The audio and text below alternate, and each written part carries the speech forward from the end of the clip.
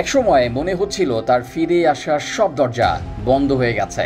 ইংল্যান্ডের বিপক্ষে চেন্নাইয়ে ট্রিপল সেঞ্চুরি করার পর ভারতীয় দল থেকে বাদ পড়ার ৮ বছর পর ফিরে তাকালেন ভাগ্য বিধাতা। দুর্ভাগা এই ক্রিকেটার পেলেন নতুন লাইফলাইন। সুযোগ পেয়ে জ্বলে উঠতেও সময় নিলেন না।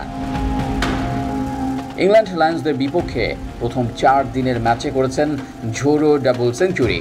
281 বলে 26 4 1 ছক্কায় করেন 204 রান। 5 ম্যাচের টেস্ট সিরিজ শুরুর আগে নায়ারকে আত্মবিশ্বাসের তুঙ্গে রাখতে যথেষ্ট এই আগ্রাসী ইনিংসটি।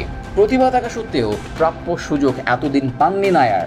কোহলি রোহিত যুগ শেষ হতেই তার দিকে ফিরে তাকালেন ক্রিকেট ঈশ্বর। কয়েক বছর আগে করুণ নায়ার নিজেই সোশ্যাল মিডিয়ায় একটি পোস্ট করে লিখেছিলেন, ক্রিকেট ঈশ্বর যেন তাকে আর একটা সুযোগ দেয়। এরপর 2024-25 মরশুমে রঞ্জি ট্রফি থেকে বিজয় হাজারে ট্রফিতে দুর্দান্ত পারফরমেন্সের পর তরুণ ফের ডাক পেয়েছেন জাতীয় দলে। প্রতিভা থাকা সত্ত্বেও নায়ার ছিলেন উপেক্ষিত। বীরেন্দ্র সেহবাগের পর দ্বিতীয় ভারতীয় ক্রিকেটার হিসেবে টেস্টে ট্রিপল সেঞ্চুরি করেও নির্বাচকদের মন গলাতে পারেননি। চেন্নাইতে ইংল্যান্ডের বিপক্ষে অসাধারণ 303 রানের ইনিংস খেলেছিলেন, কিন্তু কয়েক মাসের মধ্যেই তিনি দলের বাইরে চলে যান।